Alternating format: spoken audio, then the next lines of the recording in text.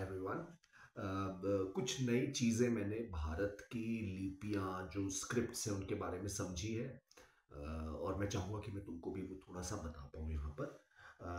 देखो बेटे, दुनिया में तीन तरह की स्क्रिप्ट्स कही जाती हैं। जितनी भी स्क्रिप्ट्स हैं ना, उनको हम तीन भागों में बांट सकते हैं।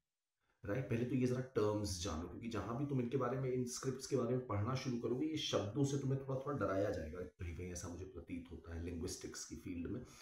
Right, so my job would be here to just simplify. Right, simplify करके थोड़ा सा कुछ चीजें मैं तुमको यहाँ पर दे पाऊं जो तुम समझ के स्क्रिप्ट्स को, उन्हें क्लासिफाई कर पाओ थोड़ा थोड़ा। भारत की जो लिपियां हैं, हमारी जो खूबसूरत खूबसूरत लिपियां हैं, उनका क्या इतिहास है थोड़ा सा यार, अगर वो भी जान लोगे तो शायद कंपटीशन कंपटीशन में भी आ ही जाएगा। आई एम श्योर। राइट, क्वेश्चन फंस ही जाएंगे। नहीं तो तुम लोग इसका इस्तेमाल अपने एस्से में, निबंध में कर सकते हो। कैसे, मैं बताने की कोशिश करूंगा तुम्हें। I think I be able to make some points there. देखो, ऐसे समझो कि ग्लोबली जो जितनी स्क्रिप्ट्स हैं, वो तीन भागों में, तीन ग्रुप्स में क्लासिफाई कर रहे हैं टिपिकली। पहले को बोल रहे हैं अल्फाबेट। राइट, ये वो स्क्रिप्ट्स, देखो जो जो मैं बोल रहा हूं ये भाषा है, लैंग्वेज है। और जो मैं लिख रहा हूं, जिन निशानों का इस्तेमाल करके मैं आपको अपनी बात बता रहा हूं, वो जो सिंबल्स हैं, वो स्क्रिप्ट है। तो ये सिंबल्स कितने प्रकार के होते हैं, that's what we are looking at. Right, तो ये सिंबल्स तीन प्रकार के ग्रुप में बांटे गए हैं। पहले को बोल रहे हैं हम अल्फाबेट। मतलब ये जो सिंबल है, ये कहीं ना कहीं तुम्हारे अक्षर हैं जो कॉन्सोनेंट और वावल रिप्रेजेंट कर रहे हैं। कॉन्सोनेंट, स्वर और व्यंजन। अल्फाबेट का एग्जांपल लिया जाता है, one of the best example is of course A B C D, English alphabet. ये अगर तुम देखोगे तो ये आवाजें हैं, अ ब ड फ घ। राइट, इस तरह की आवाजें हैं। स्वर भी और व्यंजन भी, दोनों। इनको कह रहे हैं अल्फाबेट। राइट, अच्छा, कभी कभी ऐसा होता है, देखो ये जो अल्फाबेट है ना तुम्हारे, ये भी कई प्रकार के हैं। यहां पे भी कुछ एक दो शब्द है जो मैं चाहूंगा कि तुम जाने रहो। एक वो होता है जिसे कह रहे हैं, एक शब्द बताया जा रहा है हम लोगों को, अबुगिदा। ABUGIDA। ये कह रहे हैं कि ये वो भाषा, वो स्क्रिप्ट्स है। गौर फरमाना मेरी बातों पे, मैं बहुत केयरफुली सारे वर्ड्स यूज कर रहा हूं यहाँ पे। ये वो स्क्रिप्ट्स हैं जो स्वर और व्यंजन को, के कॉम्बिनेशन को एक ही सिंबल से डिनोट करते हैं।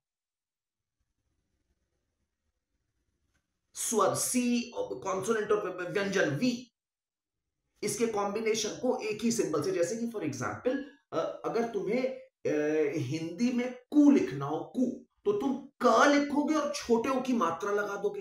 क हो गया तुम्हारा कॉन्सोनेंट और उ हो गया तुम्हारा स्वर, वावल। तो तुमने एक ही साइन में दिखा दिया स्वर और व्यंजन का कॉम्बो। इसको कहते हैं अबुगिडा।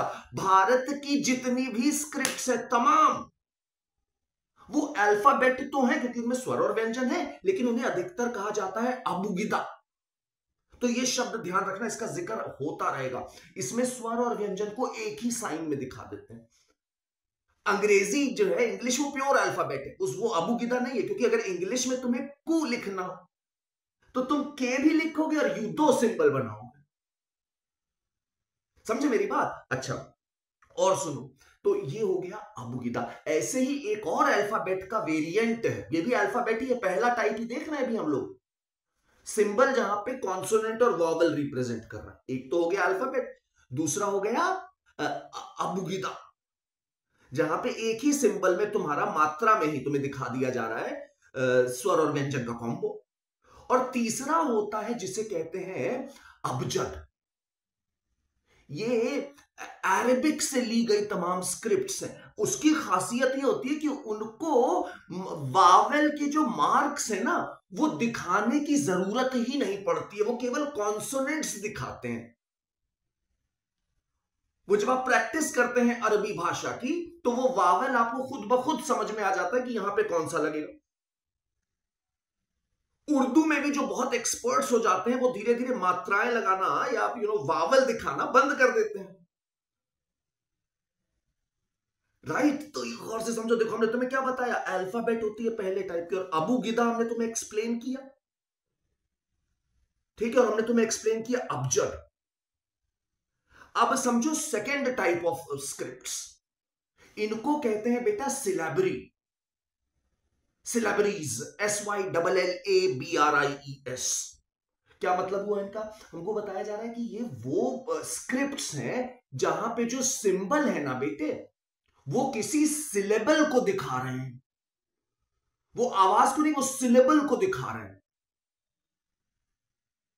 राइट। सिलेबल को दिखाया जा रहा है। सिलेबल वो हो गया जो कि बेसिकली एक वावल और एक से अधिक कॉन्सोनेंट का वो होता है सेट, तो उसमें केवल सिलेबल दिखाया जा रहा है, राइट। आई होप ये सिलेबल वाली बात थोड़ा सा तुम लोग भी सोचना कि सिलेबल क्या होता है, थोड़ा समझ लेना, तब मेरी बात समझ में आएगी तुम्हें। वहां पे तो कॉन्सोनेंट और वावल, जो अल्फाबेट है उसमें कॉन्सोनेंट और वावल अलग अलग दिखाए जा रहे हैं, राइट। यहां पर इन दोनों के कॉम्बो का एक सिंबल, राइट। अबूगिदा में भी ये है, ध्यान रखना, अबूगिदा में भी तो कभी कभी हम तुमसे कहे ना कि एक ही सिंबल से दिखाया जा रहा है, लेकिन उसके दो हिस्से हो गए ना, एक कॉन्सोनेंट का, उसके नीचे मात्रा, यहां पे एक ही सिंबल होगा, इसे कहते हैं सिलेबरी स्क्रिप्ट, राइट। अच्छा, फिर तीसरा ग्रुप कहलाता है लोगोग्राम। लोगोग्राम ये वो स्क्रिप्ट्स होती हैं जहां पे जो चिन्ह है, जो सिंबल है, एक सिंबल, वो पूरा पूरा शब्द या शब्द के कुछ हिस्से, जिन्हें मॉर्फीम कहते हैं, meaningful parts of the word. जैसे उदाहरण देता हूं, जैसे अगर चाइनीज भाषा है, चाइनीज भाषा को अक्सर लोगोग्राफिक बोल दिया जाता है। यहां पे क्या हो रहा है कि एक चिन्ह जो होगा ना, वो एक पूरा शब्द दिखा देगा तुम्हें, या शब्द के पार्ट कुछ। जैसे अगर मान लो तुम्हें अनबीटेबल लिखना, अनबीटेबल, तो अनबीटेबल अगर तुम देखोगे तो इसमें 3 मॉर्फीम है, जो बेसिकली अपने आप में खुद भी एक मीनिंग दे रहे हैं। जैसे कि अन, अन का एक मीनिंग है, बीट का एक मीनिंग है, एबल का एक मीनिंग है, तो 3 मॉर्फीम। तो जो लोगोग्राफिक स्क्रिप्ट्स होती हैं, इनमें जो चिन्ह होते हैं वो या तो पूरा पूरा शब्द या इस तरह के मॉर्फीम्स रिप्रेजेंट करते हैं। समझ गए? तो ये तो ध्यान रखना, 3 ग्रुप। कुछ स्क्रिप्ट होती है जिनको हम बोलते हैं अल्फा सिलेबिक, लोगो सिलेबिक, जिनमें बेसिकली कुछ चिन्ह वैसे ग्रुप के हैं, कुछ चिन्ह इस ग्रुप के भी हैं। बट मोटा मोटा अपने लिए 3 कैटेगरी ध्यान रखने योग्य हैं, और वो 2 शब्द भी याद रखना, अबूगिदा और अबजद। और ये भी याद रखेंगे कि भारत की तमाम जो लिपियां हैं, इनमें अधिकतर तुम्हें अबूगिदा मिलेंगी। क्यों मिलेंगी, इसका भी हिस्टोरिकल पर्सपेक्टिव जानते हैं। और चलो ठीक है, तो देखो हमने तुम्हें यह समझाया। अब बात करते हैं कि इंडियन सबकॉन्टिनेंट में हमको किस किस तरह की लिपियां मिल रही हैं, किस तरह की, कौन कौन सी लिपियां मिल रही हैं। तो अगर हम हिस्टोरिकल पर्सपेक्टिव लें, तो सबसे पहला, जाहिर सी बात है, तुम लोग भी समझ गए होगी, मेरी कहानी की शुरुआत जो होगी बच्चे, वो हड़प्पा सभ्यता से होगी। हड़प्पन सभ्यता की भी एक लिपि थी, उनके भी कुछ चिन्ह हमको उनकी सील्स पे मिलते हैं, तुम लोगों ने फोटो देखी होगी। यही नहीं, धोलावीरा साइन बोर्ड भी हमको देखने को मिल रहा है कि नहीं मिल रहा है, जहां पे कितने सारे चिन्ह हैं, जिससे प्रतीत होता है कि शायद they were using scripts for civic purposes. बड़े बड़े साइन बोर्ड लगाए जा रहे थे, ऐसा लगता है, राइट। यानी कि लोगों को स्क्रिप्ट पढ़ना भी आता रहा होगा ये वाले। बट ये स्क्रिप्ट किस प्रकार की है, और इसका मतलब इसको हम लोग डिसाइफर नहीं कर पाए। एक तरह की पहेली है ना कि इस चिन्ह का क्या मतलब है, इस चिन्ह का क्या मतलब है। ऐसे ही भाषा को डिकोड किया जाता है, डिसाइफर किया जाता है, लेकिन हम लोग इसको अभी तक करने में सफल नहीं हो पाए। तुम लोग को शायद जान के हैरानी हो कि अभी तक कई स्कॉलर्स ये भी कहते हैं कि क्या ये भाषा है भी या नहीं। ऐसा तो नहीं है कि ये केवल कुछ सिंबल्स हैं जो आइडियाज या वर्ड्स दिखा रहे हैं बस, right. Can it really be categorized as a script develop, कुछ लोग इसे भी क्वेश्चन करते हैं, राइट। लेकिन हालांकि कई सारे स्कॉलर्स का ये मानना है कि ये एक लोगो सिलेबिक भाषा है। आई होप ये शब्द तुम्हें समझ में आ रहे हैं। ये एक लोगो सिलेबिक भाषा नहीं, मैं माफी चाहूंगा, भाषा नहीं, लिपि, लोगो सिलेबिक स्क्रिप्ट है। आईवीसी की भाषा कौन थी ये हमको नहीं मालूम है। उनकी भाषा जो है क्या कहते हैं, इंडो आर्यन थी कि इंडो तिब्बतन थी कि कोई और कैटेगरी थी, वी डोंट नो।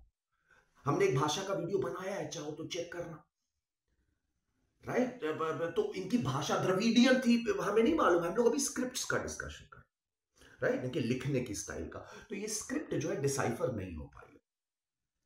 ये कहा जाता है कि इसको ऐसे करके जो है ना, पहली लाइन इसकी लिखी जाती थी दाएं से बाएं, फिर बाएं से दाएं, ऐसे ऐसे करके चलती थी।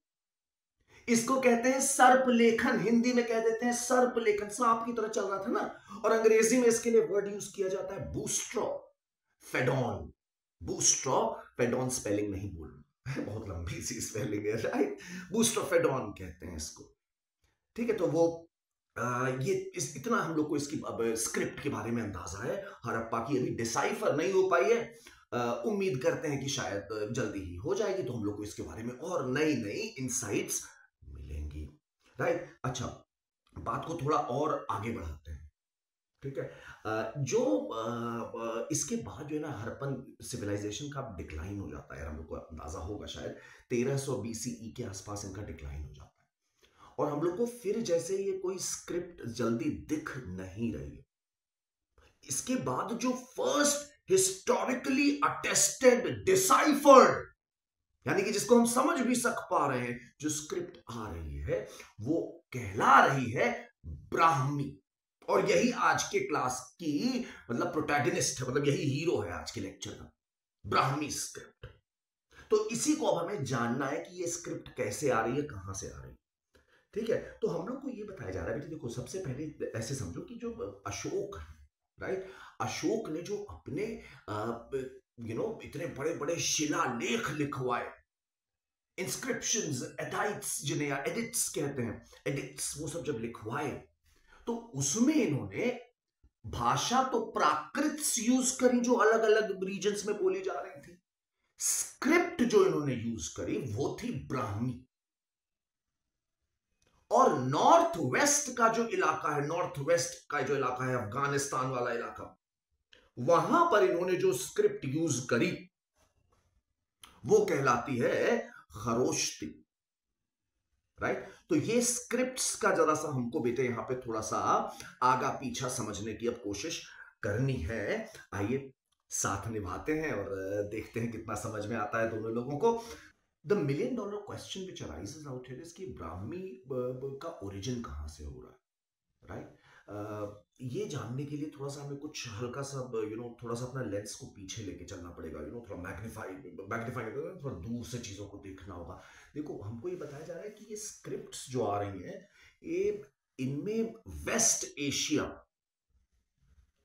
मिडिल ईस्ट का योगदान अच्छा खासा है। कैसे है, और जरा समझते हैं। देखो, अगर ग्लोबल हिस्ट्री थोड़ा सा जानोगे तो ये जो तुम्हारा ग्रीक अल्फाबेट है, या जो एबीसीडी जिसमें अब इंग्लिश में लिखी जा रही है, ये इसका ओरिजिन बताया जाता है बेटे फिनिशियंस का।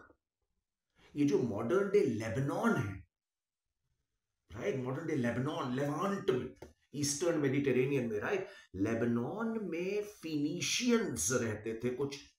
और ये टाइम पीरियड मान लो करीब 1200 बीसीई का।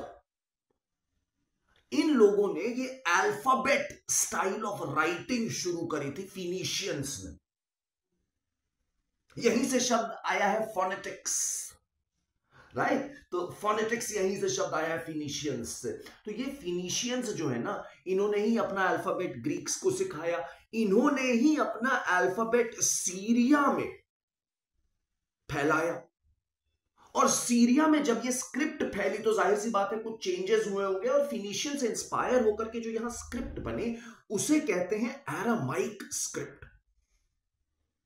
ये एरामाइक स्क्रिप्ट तुम्हारे क्या कहते हैं, मिडिल ईस्ट और वेस्ट एशिया और इंडियन सबकॉन्टिनेंट की हिस्ट्री में बड़ा इंपॉर्टेंट रोल प्ले करेगी। कैसे करेगी जरा समझो। एक तुम लोगों ने अगर जो हिस्ट्री बफ्स हैं, I am sure all of you are right, तभी तुम मुझे सुन रहे हो, but yes what I want to tell you here is कि one of the first empires to emerge in the world is called as अखामनी empire. अखामनी empire, English में से अकेमेनीड बोलते हैं अक्सर। तो ये जो एम्पायर था ना, इन्होंने भी खूब सारे इंस्क्रिप्शंस लिखवाई। इनके किंग थे डेरियस, राइट। उन्होंने ये बढ़िया बढ़िया इंस्क्रिप्शंस लिखवाई हैं। इनफैक्ट कहा जाता है कि हमारे अशोक जो है वो इन्हीं से इंस्पायर हुए थे, डेरियस से, राइट। तो इन्होंने बेटा ये एरामाइक स्क्रिप्ट को यूज किया, राइट। इनकी इंस्क्रिप्शंस अगर हम लोग ये करीब वही समझ लो 500 बीसीई के आसपास ये रूल कर रहे थे। पूरा पूरा तुम्हारा रीजन समझ लो, कहां से कहां तक जानते हो, मॉडर्न डे ग्रीस वाला जो रीजन है वहां से, मतलब आयोनियन सी से लेकर के इंडस रिवर तक पूरा बीच का रीजन ये पूरा रूल कर रहे थे, राइट। और इन्होंने डिसाइड किया कि मैं एरामाइक स्क्रिप्ट से अपने इंस्क्रिप्शंस लिखूंगा। और भाई ये जो गांधारा वाला इलाका था, पूरी इंडस वैली जो थी, ये सब की सब इनके कंट्रोल में थी।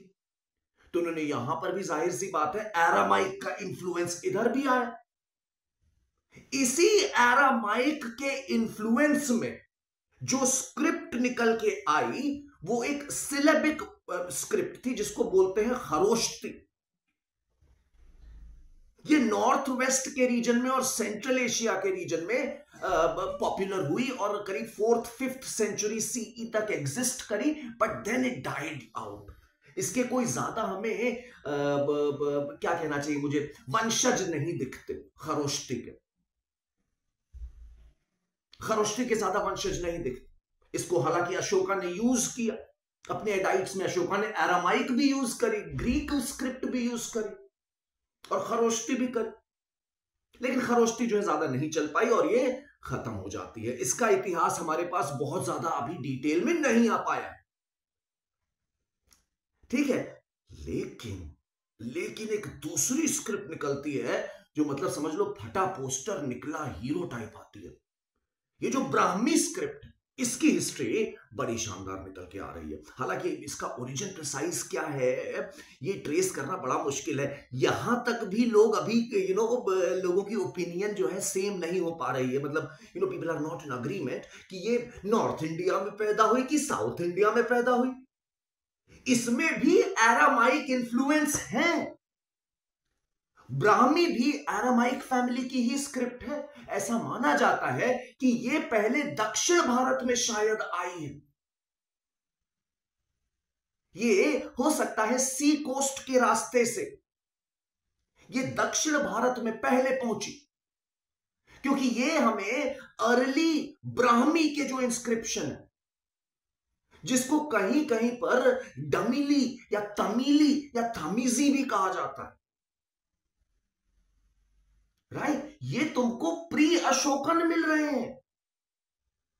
मैं आपको यहां पे थोड़ा सा ज्यादा कंफ्यूज नहीं करूंगा, लेकिन इंसाइटफुल बातें बता रहा हूं बच्चे।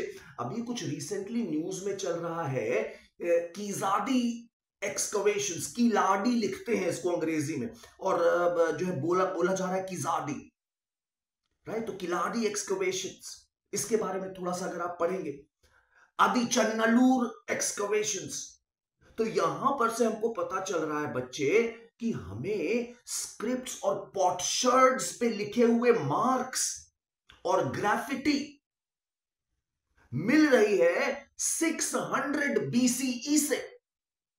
तो ये बता रहा था बच्चे कि ये सारी ये जो इनके जो साइन है स्क्रिप्ट्स के, इनमें थोड़ा थोड़ा मैच हमको हड़प्पन सिविलाइजेशन की स्क्रिप्ट का भी दिख रहा है। तो ये ब्राह्मी ऐसा माना जा रहा है, ऐसा संभव है कि ये पहले दक्षिण भारत में आई हो, पनपी हो, धीरे धीरे फ्लरिश करी हो, और फैल के जब आगे आई हो तो इसके अलग अलग वेरिएंट बनते चले गए हो। ये ब्राह्मी स्क्रिप्ट जो है, जो जैसे मैंने तुम्हें बताया ना, कई सारे स्कॉलर्स का मानना है कि पहले दक्षिण भारत से पनप रही है।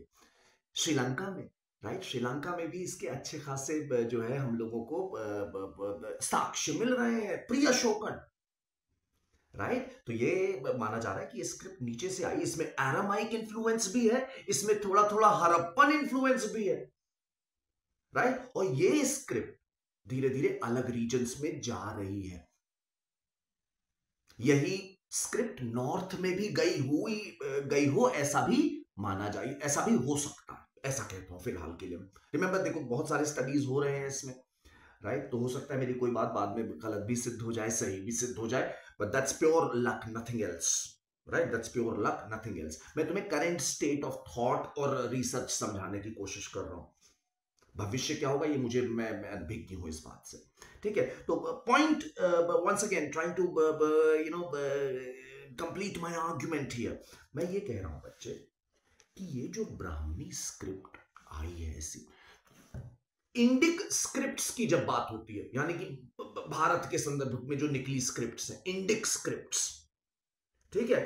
तो एक कही जाएगी खारोष्टी, जो डाइड विदाउट एनी चिल्ड्रन, इसके और ज्यादा हम लोग को पता नहीं चलता कि आगे क्या हुआ इसके साथ। दूसरी है ब्राह्मी।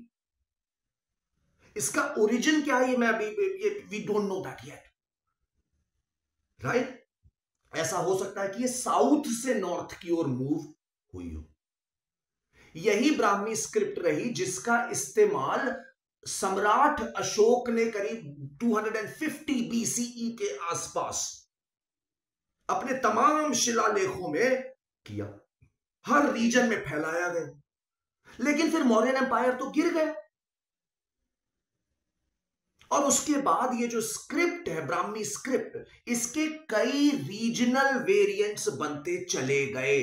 इनफैक्ट आज की तारीख में जितनी भी स्क्रिप्ट्स सब कॉन्टिनेंट में यूज होती हैं, जितनी भी स्क्रिप्ट साउथ ईस्ट एशिया में यूज होती हैं, वो सारी की सारी स्क्रिप्ट्स ब्राह्मी से डिराइव्ड है। सारी की सारी स्क्रिप्ट ब्राह्मी से डिवाइडेड से निकल के आ रही है। How interesting, isn't it? How interesting. तो अब बात को मैं थोड़ा आगे बढ़ा रहा हूं, ठीक है? ब्राह्मी के हमें बताया जा रहा है कि मोटे मोटे 2 वेरिएंट निकल के आ गए। एक को कह रहे हैं ये सदर्न वेरिएंट, एक को कह रहे हैं नॉर्दर्न वेरिएंट, या सदर्न ब्राह्मी कह लो या नदर्न ब्राह्मी कह लो। नदर्न ब्राह्मी वो है जो अशोक ने अपने शिलालेखों में यूज करी, राइट? राइट। और ये नॉर्दर्न ब्राह्मी जो रही, ये हम लोग को बताया जा रहा है कि ये थोड़ी सी एंगुलर है, राइट? एंगुलर है। जो सदर्न ब्राह्मी है वो थोड़ी राउंडेड है, मतलब उसमें जो चिन्ह बन रहे हैं उनको थोड़ा गोलाकार दिया जा रहा है। इसकी वजह ये बताई जा रही है कि जो साउथ इंडिया में थे वो लोग जब लिखते थे तो वो लिखते थे बेटा पाम लीव्स पे, ताड़ के पत्तों पे। और नॉर्थ में, नॉर्थ इंडिया में जब लिखा जा रहा था तो वहां पे कपड़े पे लिखा गया, या लिखा गया भोजपत्र पे, भुर्जपत्र पे, जो ट्री का, पेड़ का छाल होती है, पेड़ की छाल। तो वहां पे वो लोग एंगुलर राइटिंग कर पाए।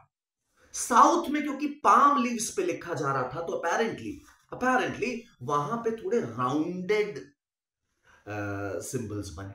अच्छा, ब्राह्मी स्क्रिप्ट जो है ये एक अबुगिडा है, ये एक अबुगिडा है, यानी कि इसमें वावल और कॉन्सोनेंट को मिला करके एक चिन्ह और मात्रा से, जिसे अंग्रेजी में बोलते हैं डायाक्रिटिक मार्क से दिखा दिया जाता है। अंग्रेजी की तरह के और यू अलग अलग वो नहीं लिखने पड़ते, अल्फाबेट सिंबल्स, राइट? तो ये है अबुगिदा। ब्राह्मी से निकलने वाले सारे अल्फाबेट्स जो हैं वो तुम्हें अबुगिदा ही बोले जाएंगे,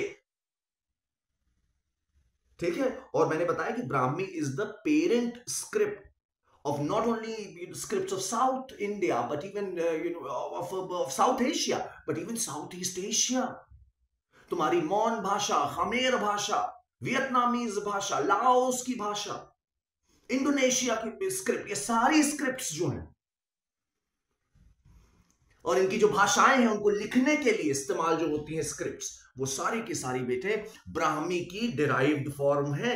ब्राह्मी के 2 फॉर्म मैंने तुम्हें बता चुका हूं, नॉर्दर्न और सदर्न, ठीक है?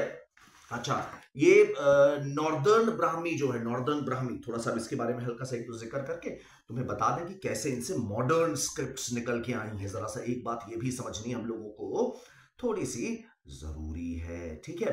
तो देखो जो ये नॉर्थ इंडियन ब्राह्मी रही तुम्हारी, ठीक है, ये हम लोग को बताया जा रहा है कि देखो पहले तो इसका इस्तेमाल होता रहा भाई, शाकाज ने किया, कुशांस ने किया, ठीक है। उसके बाद जब गुप्ताज आए, गुप्ताज के टाइम पे काफी सारा राइटिंग हुई, एक्चुअल राइटिंग, कई सारे कई वेदों को, पुराणों को लिखने का कार्य शुरू हो गया। तो ये जो है ब्राह्मी स्क्रिप्ट जो थी, नॉर्दर्न ब्राह्मी, इसका एक इवॉल्व्ड फॉर्म नजर आता है हम लोगों को। अगला पड़ाव जो कह सकते हैं, इसे कहा जा रहा है गुप्त काल की लिपि, गुप्ता स्क्रिप्ट, राइट। इसमें हमको काफी सारी चीजें लिख करके दिखाई जा रही हैं। और ये गुप्ता स्क्रिप्ट जो है बेटे, ये कई फॉर्म में, जब गुप्ता एम्पायर जब ढह गया तो फिर से रीजनल पावर आ गई, तो उन्होंने इसी स्क्रिप्ट को अपने अपने तरीके से फिर से रिपर्पस करना शुरू किया, और कई रीजनल वेरिएंट निकलते चले आ रहे हैं, हमको ऐसे दिख रहे हैं। जैसे यहां पर हमको दिख रहा है कि तुम्हारी स्क्रिप्ट्स जो निकल के आ रही हैं, देखो गुप्ता स्क्रिप्ट से निकल के आ रही है एक स्क्रिप्ट जिसको नाम दिया जा रहा है तुम्हारा नगरी, नगरी स्क्रिप्ट एक निकल के आ रही है, जिसे कहा जा रहा है तुम्हारी वेस्ट इंडिया में जो स्क्रिप्ट और नॉर्थ वेस्ट में जो निकल के आ रही है, इसे बोल रहे हैं शारदा स्क्रिप्ट, राइट। सरस्वती को का एक नाम शारदा भी है, she is goddess of learning. तो कश्मीर में ये जो है क्या कहते हैं, और वेस्टर्न इंडिया में इस स्क्रिप्ट, शारदा स्क्रिप्ट का काफी बोलबाला रहा था एक समय पर, राइट। इसी से शारदा स्क्रिप्ट से ही तुम्हारी जो है क्या कहते हैं, हम लोग को बताया जा रहा है कि कश्मीरी स्क्रिप्ट, राइट, और तुम्हारी ये क्या कहते हैं, ये गुरुमुखी निकल के आ रही, गुरुमुखी भी तुम्हारी शारदा स्क्रिप्ट से ही निकल के आ रही है, राइट। इसके बाद हम लोग को बताया जा रहा है एक स्क्रिप्ट जिसका नाम है सिद्ध मात्रिका या सिद्धम या कुटिल भी कहते हैं इसको,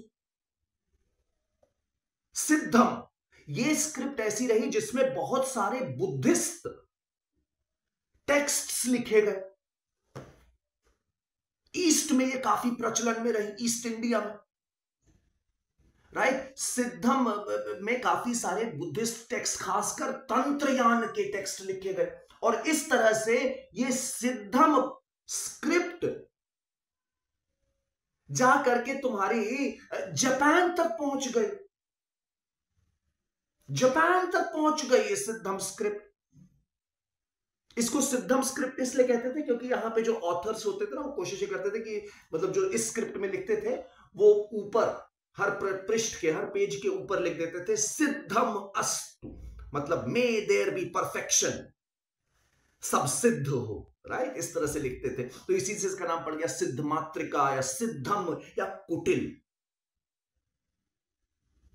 राइट। अच्छा, यही गुप्ता का ही एक वेरिएंट रहा, गुप्ता का ही एक वेरिएंट रहा जो तुम्हारी तिब्बतन स्क्रिप्ट और सेंट्रल एशिया में खोटान की स्क्रिप्ट, उसका वो जनक बन, गुप्ता का ही एक वेरिएंट, राइट। तो ये है तुम्हारी, देखो हमने तुम्हें बताया सिद्धम, और यही सिद्धम जो ये सिद्ध मात्रिका है, इसी से बाद में तुम्हारे बंगाली और असमीज अल्फाबेट्स निकल के आ रहे हैं,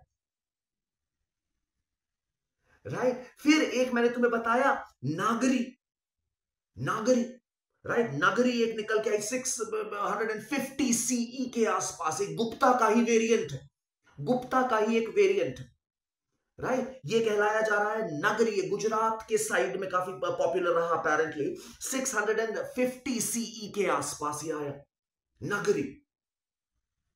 इसके दो रीजनल वेरिएंट और निकले, एक साउथ में गया जिसे बोलते हैं नंदी नगरी, राइट, और एक जो नॉर्थ में बहुत पॉपुलर हो गया, ये कहलाता है देवनागरी या देवनगरी। देवनागरी जो है ये करीब 1000 सीई तक ये अपने जो करंट फॉर्म है, जिसमें 14 स्वर और 34 कॉन्सोनेंट, जो अभी हम लोग हिंदी वर्णमाला पढ़ते हैं, इसमें 14 स्वर हैं और 34 व्यंजन हैं। तो ये जो करंट फॉर्म है, ये करीब 1000 सीई में देवनागरी स्क्रिप्ट का यूसेज में आ गया। और ये भी किसका वो है फॉर्म, ये है तुम्हारा ब्राह्मी का ही फॉर्म है ये। और इसी देवनागरी से तुम्हारी आज की जितनी भी मॉडर्न डे स्क्रिप्ट्स हैं, जो तुम देखते हो हमारे यहां यूज होते हुए इंडो आर्यन भाषाओं में खास तौर पर, वो इन्हीं ब्राह्मी स्क्रिप्ट्स को देखते हो तुम, राइट। ये जो देवनागरी से निकल के आ रही है, ये जो देवनागरी से निकल के आ रही हैं, ठीक है। अच्छा, और जो साउथ की ब्राह्मी थी, जो साउथ की ब्राह्मी थी, दक्षिण भारत की जो ब्राह्मी रही, उसके भी 3 फॉर्म है जो हमें मालूम होने चाहिए। ये तीनों अपने लिए जरूरी है। पहला कहलाता है पल्लव का ग्रंथ स्टाइल या ग्रंथ लिपि, ग्रंथ स्क्रिप्ट। पल्लव थे जिन्होंने संस्कृत को साउथ में अच्छे से इंट्रोड्यूस किया और कोर्ट पर पेट्रनेज दी, पल्लव थे, राइट। तो इन्होंने जिस स्क्रिप्ट में संस्कृत को लिखा, वो भी ब्राह्मी, सदर्न ब्राह्मी का एक वर्जन था। इसको नाम दिया जा रहा है ग्रंथ स्क्रिप्ट। और यही ग्रंथ स्क्रिप्ट है जिसने साउथ ईस्ट एशिया की स्क्रिप्ट्स को पैदा करने में अहम भूमिका निभाई है। तुम्हारी इंडोनेशिया, जावा और इस रीजन में साउथ ईस्ट एशिया के जितना भी स्क्रिप्ट्स हैं, मॉन, खमेर, ये सभी की सभी तुम्हारी इसी ग्रंथ स्क्रिप्ट से, जो पल्लव के समय पर निकल के आई, उससे ली गई। फिर सदर्न ब्राह्मी का एक और फॉर्म है जिसे बोलते हैं, मैं उच्चारण के लिए माफी चाहूंगा बच्चे, वत्तेलुतु, VATTELUTTU, वत्तेलुतु, राइट। तो ये जो तुम्हारी एक स्क्रिप्ट निकल के आई, ये भी सदर्न ब्राह्मी से निकली, ये भी उसका ही वेरिएंट था। और शुरुआत में तमिल और मलयालम को लिखने के लिए इसी का इस्तेमाल होता था। 10वीं शताब्दी तक अपेरेंटली इसी का इस्तेमाल होता रहा, 9वीं शताब्दी तक, तमिल और मलयालम लिखने के लिए।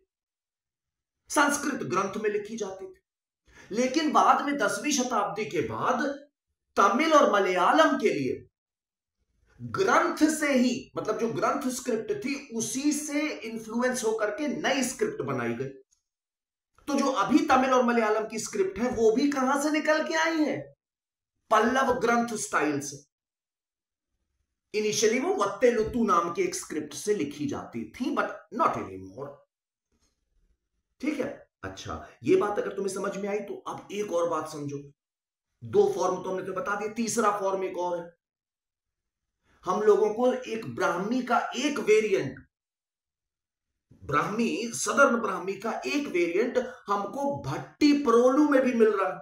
ये अपेरेंटली आंध्र प्रदेश में एक जगह, यहां पे बुद्धा के कुछ कलश मिल रहे हैं, अस्थि कलश टाइप के, अर्न जिन्हें कह रहे हैं अंग्रेजी में।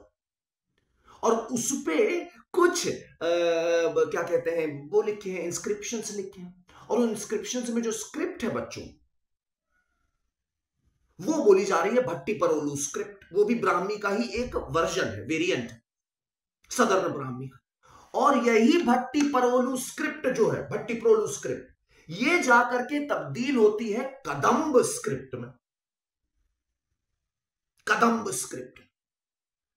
And this script, Kadamba script, is considered the mother of Telugu Kannada script.